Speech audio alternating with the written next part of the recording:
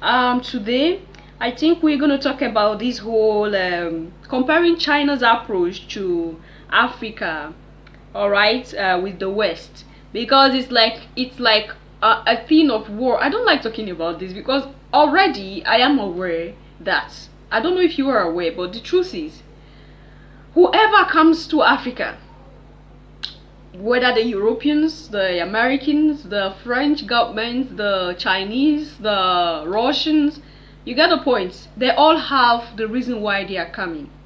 They all have the reason why Africa is like, they're just playing with us, they're just dragging us. Like, we have to be careful with the decisions which we make. And while we make these decisions, we should put ourselves as a priority because they prioritize themselves. Whether the Europeans or Chinese, they prioritize themselves. Now I keep saying this. I don't know why China is building police stations in Alkebulan. Different countries in Alkebulan, they situated their police stations there. Why? Do any Africans have police stations in China? We don't sit to think about this. We only feel, oh, they are coming with infrastructure. They are coming with opportunities for our youths and the rest of them. We don't think about the bigger picture. That is always a problem we have with our leaders and ourselves, because we easily jump into something that is sweet.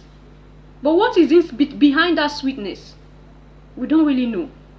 All right, but let's hear what is happening. Of course, with the history that Alkebulan has with Russia, you can easily say that we can be a bit safer with Russia, right? But that does not still rule out the fact that we should be careful and we should tread with caution.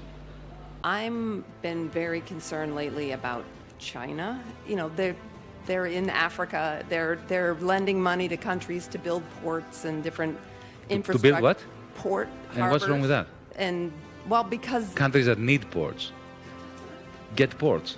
but they're making people dependent on. I mean, I know it's the same thing that we've done, which is No, it's not. horrible around the world. They are far more humanistic than the United States ever was. Really okay. Absolutely. Great. So Let me give you an example. Of course, they are peddling for influence. yeah. Yeah, but they are non-interventionist. Absolutely non-interventionist in a way that Europeans, the West, has never managed to fathom. But I have a feeling they have a longer term thought process that is Well, more. The Chinese never asked Apple to go to Shenzhen and produce all the iPhones. It was Steve Jobs that decided that. Eh? It was not China that went to Washington, D.C. and demanded that they buy a third of your national debt. If they hadn't bought it, you would be in serious trouble. Okay. When it comes to the influence of China outside its borders, I have to say, firstly, it's quite remarkable that they don't seem to have any military ambitions. Secondly, Africa. I'll give you an example, a specific example. Ethiopia. 2004, because I happened to be there and I have some first-hand experience of it. They went into Ethiopia.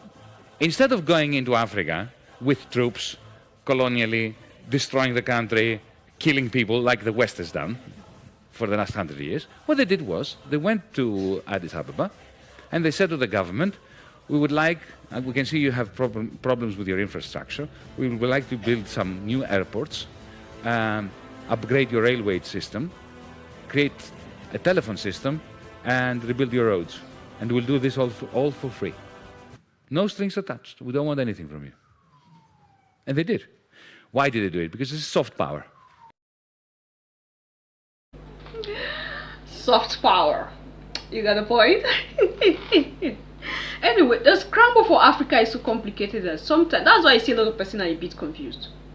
Because when Russia and China, when they came, it was like, oh my goodness, this is new era. Oh, this is the savior. We have to tread with caution because there is nobody, there is no entity, there is no group of people, there is no color of people that will come to Africa just with the purpose of, oh, we coming to help you out, oh, we're coming to rescue you from these other people, oh, we're coming as saviors for you. They have their plans. Before they started that journey, they've sat down, deliberated on it with their parliaments, they made decisions, they know what they're going to benefit. Someone said it's a win-win. Are we sure it's a win-win at the end of it all? Because these are people that we shouldn't even play with them at all. When you're talking about, deadly weapons and other things, production of those things, they are people you don't even joke with them.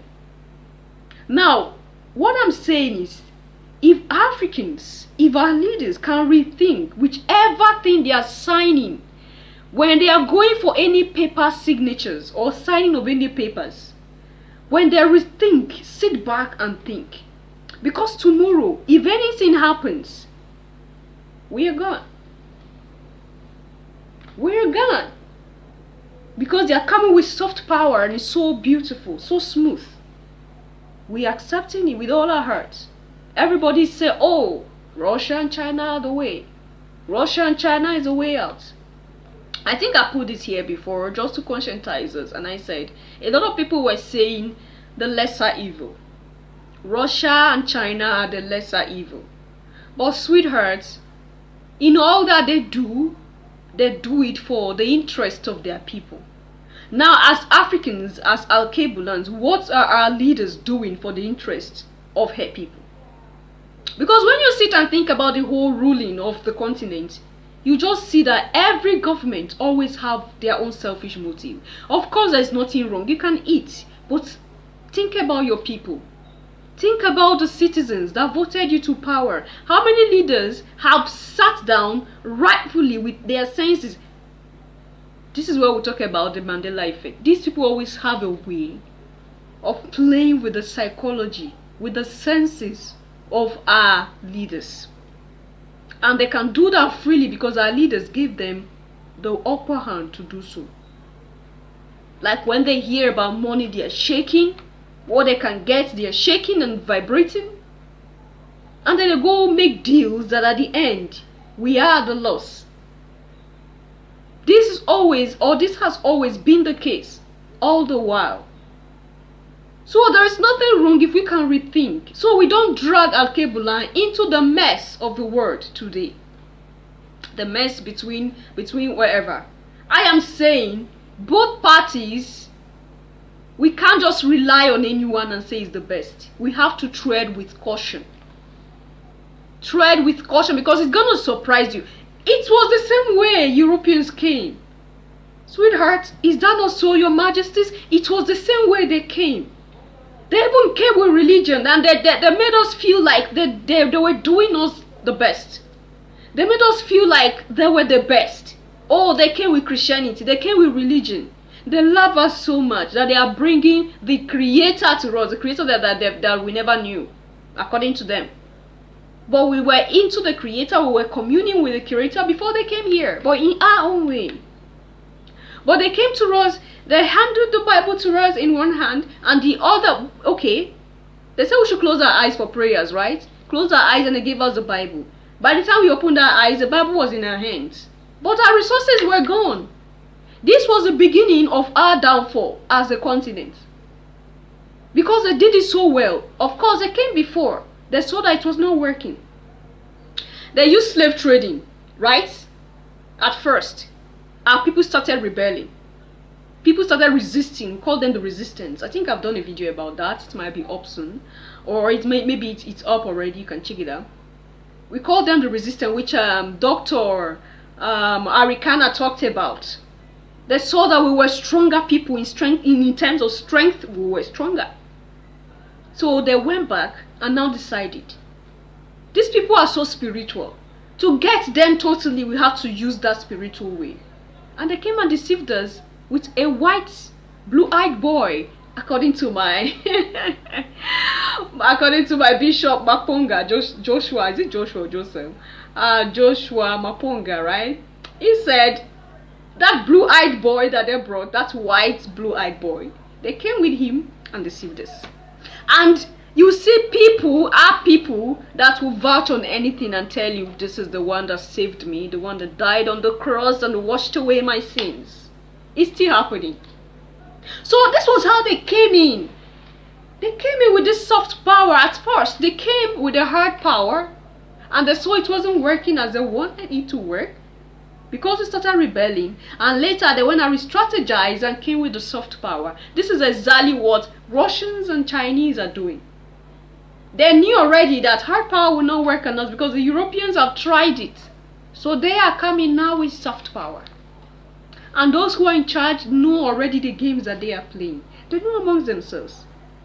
They know amongst themselves. The Europeans, they know already what the Russians and Chinese are doing. But they cannot just expose them outrightly. Because of course if they do, the Chinese also knows exactly what the Europeans are doing behind closed doors. It's like, if you expose me, I'm gonna expose you too. And all this is just in the scramble for Alkebulan. Sweetheart, your majesties, the melanated kings and queens, why do you think you are not important when these hefty world powers are struggling for your homeland? And this is the reason why we need a unity. When I talk about unity, I get emotional because there's a lot involved. We have been so brainwashed that we don't even love each other anymore. We have been so brainwashed that anything at Kebulan is not important. And this is all done by these people, all thanks to them. And because we ourselves are we trust the outsiders more than we trust each other, we have to learn how to love each other as the melanated kings and queens. We have to learn to love so that the enemy do not come in swiftly and wipe us out. I think this is the only way out. Unity in any way you might think about it. Oh, Africa is so diverse, Al-Kebulan is so diverse, their tribes or whatever. Well, we can still live in peace, right? I can respect your tribe and your culture, and you respect mine. When we are out there, I will forget that we have tribes and cultures. And I will love you. Thank you so much for watching. Leave your comment and thought there at the section, and I'll see you in my next one. Until then, love yourself, love others. Stay safe, stay positive. Bye for now.